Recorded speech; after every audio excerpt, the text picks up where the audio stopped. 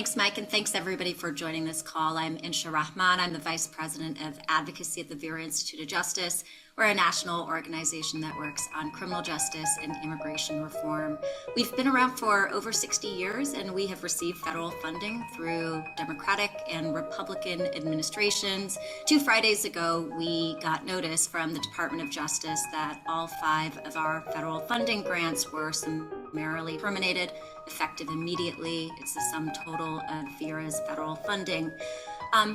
Losing our federal funding in and of itself wasn't a big surprise to us, given what's happening across many other sectors.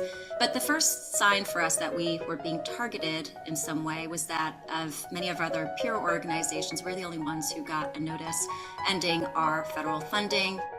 We got confirmation from sources within the administration that indeed we are being singled out.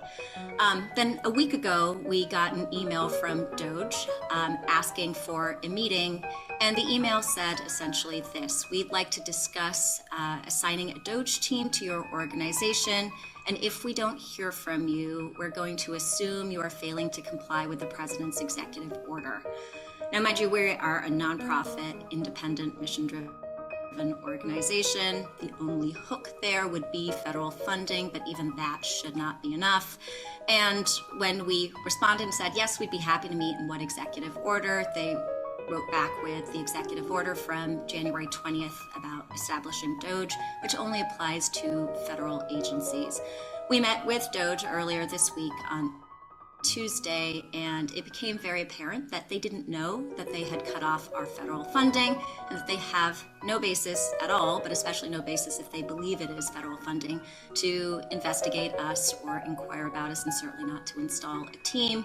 That said, 2 important things came out of our meeting with D.O.G.E. One is that they intend to have a D.O.G.E team assigned to every institute and agency that receives congressional monies. So that is, by our count, about 100,000 nonprofit organizations across the country that receive federal funds.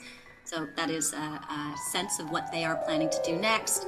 And also that if we did have federal funding still, they would think of themselves as entitled to basically come take us over. They also mentioned that the U.S. Institute of Peace is one such nonprofit that they have worked with. And for those of you who are following what happened to the U.S. Institute of Peace, by working with them, they literally took them over, took their building, fired all their staff, and installed a D.O.G.E staffer as the executive director, the same D.O.G.E staffer that we met with earlier this week.